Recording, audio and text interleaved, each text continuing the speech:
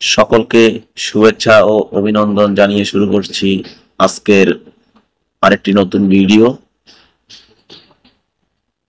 আজ আপনাদেরকে আমি দেখাবো দেশের স্বনামধন্য প্রতিষ্ঠান অপসনিন ফার্মাসিউটিক্যালস লিমিটেডের একটি পণ্য, যার নাম হচ্ছে লোরিক্স প্লাস লোশন। একটি গ্রুপের নাম হচ্ছে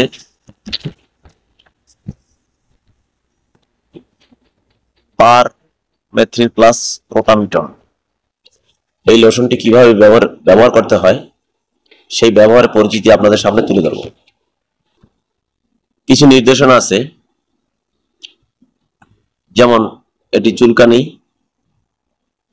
ত্বকের জ্বালা, যেমন রোদে পোড়া, শুষ্ক একজিমা, চুলকানি সহ ডার্মাটাইটিস, অ্যালার্জি জনিত ফুসকুড়ি, আমবাত নেটল ফুসকুড়ি, চিকেন পক্স, পোকামাকড়ের কামড় এবং উলতাপ ফুসকুড়ি এবং ব্যক্তিগত চুলকানি উপশমের জন্য ব্যবহৃত হয়।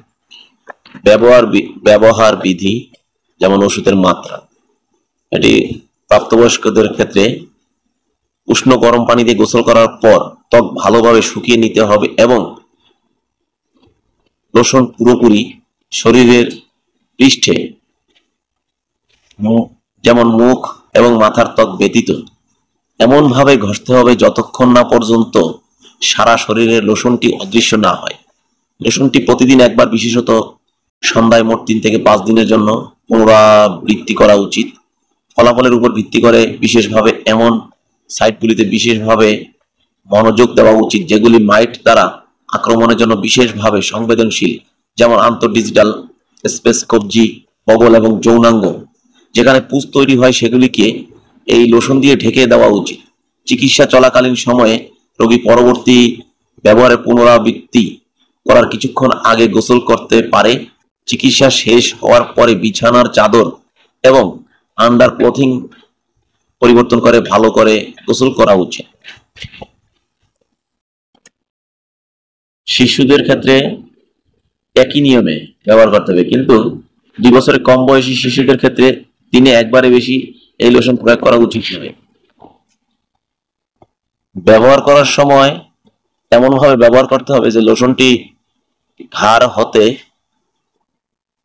পাও পর্যন্ত রেখে দিতে হবে যতক্ষণ না পর্যন্ত লোশনটি অদৃশ্যমান না হয়, ততক্ষণ পর্যন্ত আলতোভাবে ভালোভাবে ঘষতে হবে যাতে এটি অদৃশ্য হয়ে যায়। এটি ব্যবহারের ক্ষেত্রে আরো কিছু নির্দেশনা আছে। লোশনটি মুখের ভিতরে গেলে এবং চোখে লাগলে ক্ষতি হতে পারে, সেজন্য সতর্কতার সহিত ব্যবহার করতে হবে। যে সমস্ত রোগী অতিমাত্রায় সংবেদনশীল তাদের ক্ষেত্রে পারমেথ্রিন এবং ক্লোটামিটন লোশন ব্যবহার করা যাবে না। পারমেথ্রিন এবং ক্লোটামিটন ত্বকের ক্ষত স্থানে ব্যবহার করা যাবে না। এটি ব্যবহারে কিছু পার্শ্ব প্রতিক্রিয়া দেখা দিতে পারে, যেমন স্টিংিং অথবা টিংলিং দেখা যায়। পারমেথ্রিন এবং ক্লোটামিটন লোশন প্রয়োগের পর অস্থায়ী লক্ষণগুলো যেমন ইডিমা, একজিমা র্যাশ দেখা দিতে পারে, তবে এই উপসর্গগুলি স্ক্যাবিস রোগের স্বাভাবিক অবস্থা হিসাবে বিবেচনা করা হয়। গর্ভাবস্থায় ও স্তন্যদানকালে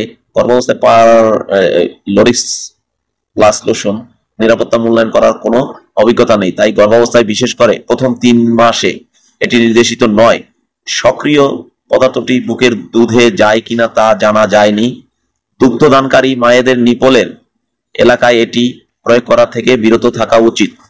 সতর্কতা: যে সমস্ত স্বাস্থ্যকর্মী নিয়মিত পারমেথ্রিন এবং ক্লোটামিটন লোশন প্রয়োগে সহায়তা করে তাদের ক্ষেত্রে গ্লাভস ব্যবহার করা উচিত। চোখের সংস্পর্শ থেকে বিরত থাকুন, কারণ লোশন চোখের জ্বালা ঘটাতে পারে। অসাবধানতাবশত লোশন চোখে গেলে সঙ্গে সঙ্গে পানি দিয়ে ধুয়ে ফেলুন। বর্তমানে লক্ষ্য করে দেখা গেছে যে এই রোগটি, এই যে চর্ম ফুসকুড়ি, এই উপসর্গগুলো প্রায় ঘরে ঘরে দেখা যাচ্ছে। সেক্ষেত্রে এই লোরিক্স প্লাস লোশনটি অত্যন্ত একটি কার্যকরী লোশন বা মেডিসিন। তাই বলবো যে আপনারা এই লোরিক্স প্লাস লোশনটি ডাক্তারের পরামর্শ অনুযায়ী ব্যবহার করবেন। আজ এই পর্যন্তই। ভিডিওটি ভালো লাগলে অবশ্যই লাইক, সাবস্ক্রাইব দেওয়ার জন্য বিশেষভাবে অনুরোধ করব।